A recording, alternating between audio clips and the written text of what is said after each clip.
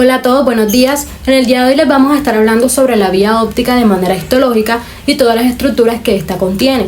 Mi grupo está conformado por Rosa Aguilar, Juliana Castañeda, mi persona Valeria Chica y Juliana Penagos.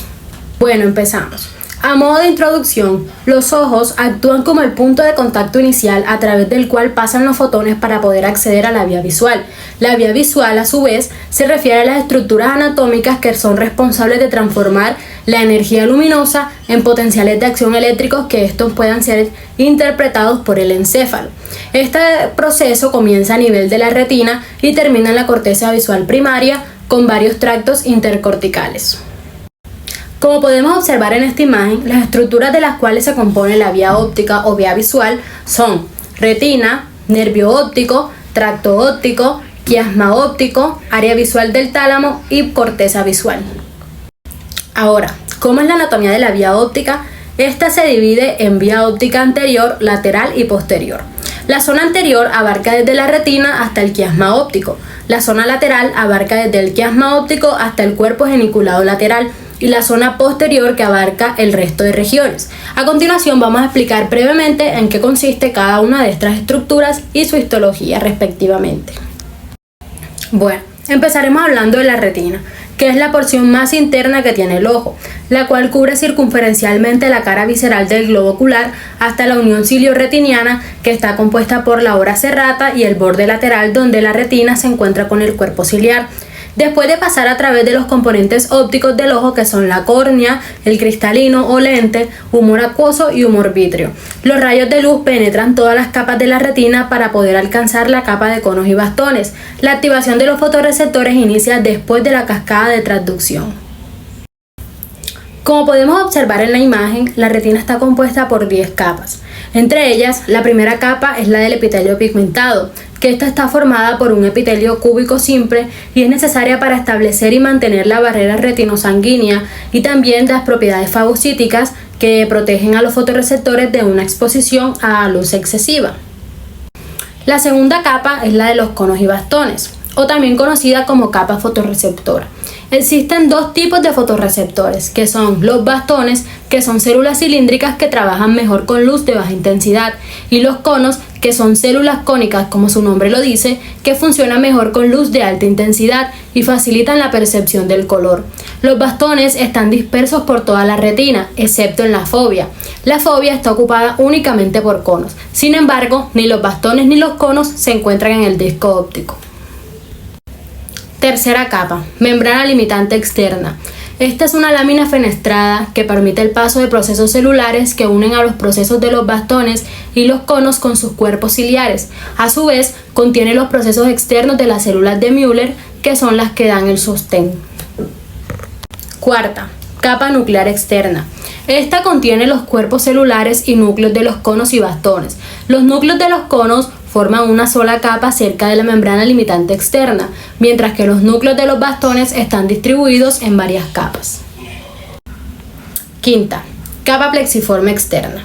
Esta contiene las neuronas de las células bipolares y horizontales de la capa nuclear interna, así como también los axones de los fotorreceptores. En esta suele haber una tríada de procesos comunicantes que están formados entre una esférula solitaria del bastón o pedículo del cono, y estos son dos procesos celulares horizontales que están situados lateralmente y una célula bipolar postsináptica central. La sexta capa es la capa nuclear interna. En la retina hay varias células accesorias que forman conexiones reguladoras con los fotorreceptores. Sus cuerpos celulares se encuentran en la capa nuclear interna de la retina, que está entre las capas plexiforme interna y externa. Contiene los cuerpos celulares de las células amacrinas horizontales y bipolares. La séptima capa es la capa plexiforme interna. Esta contiene los axones, que son el puente que conectan las células de la capa nuclear interna de las células bipolares o amacrinas con la capa ganglionar. La número 8 es la capa de células ganglionares. Estas son las neuronas de segundo orden que forman el puente entre los fotorreceptores y el cuerpo geniculado lateral del tálamo. Sus cuerpos celulares se encuentran dentro de esta capa y sus fibras viajan en la capa de fibras nerviosas. La número 9 es la capa del nervio óptico. Esta está formada por axones de células ganglionares que forman el nervio óptico, las fibras de Müller y células neurogliales. Por último, está la membrana limitante interna. Esta contiene los procesos terminales de las células de Müller que cubren la parte periférica del cuerpo vítreo y, como su nombre lo dice, es la capa más interna que tiene la retina. Nervio óptico. Aproximadamente 1 millón de axones mielinizados procedentes de las células ganglionares de la retina se unen en el disco óptico para formar los nervios ópticos, segundo par craneal.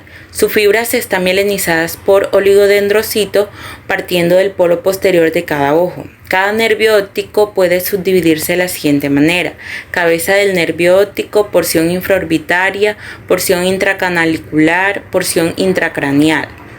Ahora hablaremos un poco de la histología de las estructuras del nervio óptico, donde se encuentra la capa pía madre, que es la capa más externa del nervio óptico, que consiste en el tejido conjuntivo denso. También se encuentra la aracnoides, que es la capa intermedia del nervio óptico, que consiste en una membrana delgada y delicada. También encontramos la pía madre, que es la capa más interna del nervio óptico, que consiste en una membrana delgada y vascularizada que está en estrecho contacto con las fibras nerviosas. También el septo longitudinal es un tabique de tejido conjuntivo que divide el nervio óptico y dos mitades, izquierda y derecha. El haz central es un grupo de fibras nerviosas que transporta información de la fovea, la parte central de la retina, responsable de la visión aguda. Haz periférico es un grupo de fibras nerviosas que transporta información de la retina periférica a la parte que rodea la fovea. Astrocitos, células gliales que proporcionan soporte estructural y metabólico a las fibras nerviosas. Oligodendrocitos, que son células gliales que son responsables de la mielinización de las fibras nerviosas. Quiasma y tracto óptico. El quiasma óptico no es solo un punto de unión, sino también un punto de desacuación del segundo par craneal bilateral. Aquí las fibras nasales de cada ojo se cruzan hasta la línea media para unirse a las fibras temporales del ojo contralateral. Las fibras nasales del ojo derecho y las fibras temporales del ojo izquierdo son estimuladas por fotones que se emiten en la mitad derecha del campo visual. Del mismo modo, las fibras nasales del ojo izquierdo y las fibras temporales del ojo derecho reciben estímulos visuales procedentes de la mitad izquierda del campo visual. Los tractos ópticos son las continuaciones caudolaterales compactas de la capa de las células ganglionares de la retina.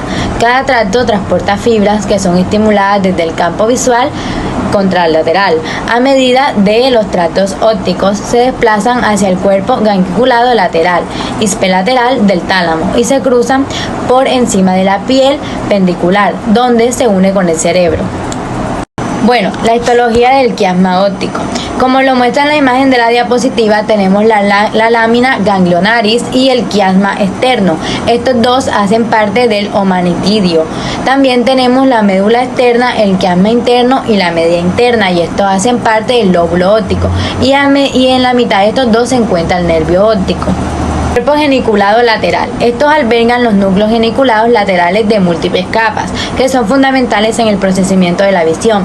Las 6 capas del núcleo geniculado lateral contienen células similares a las de las capas ganglionares de la retina. Las fibras que llegan del tracto óptico ispelateral forman la base ventral del núcleo, mientras que los tractos de salida que forman la radiación óptica también forman los bordes laterales y dorsales de este.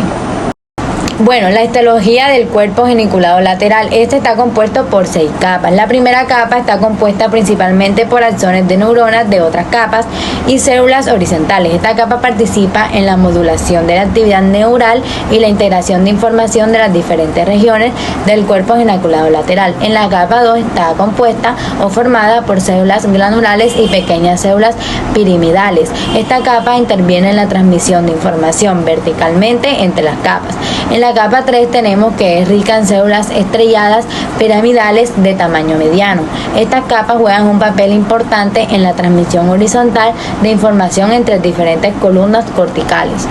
En la capa 4 tenemos que estar caracterizada por células estrelladas primates de gran tamaño. Esta capa presenta la principal salida del cuerpo genicular lateral, enviando información visual, procede a la corteza visual primaria.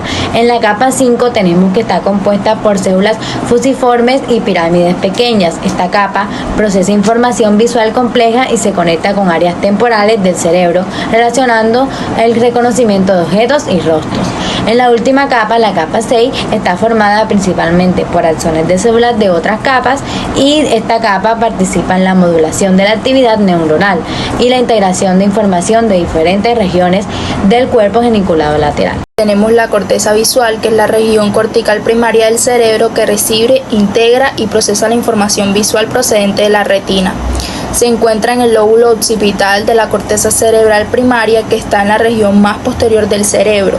La corteza visual se divide en 5 áreas diferentes, según su función y su estructura.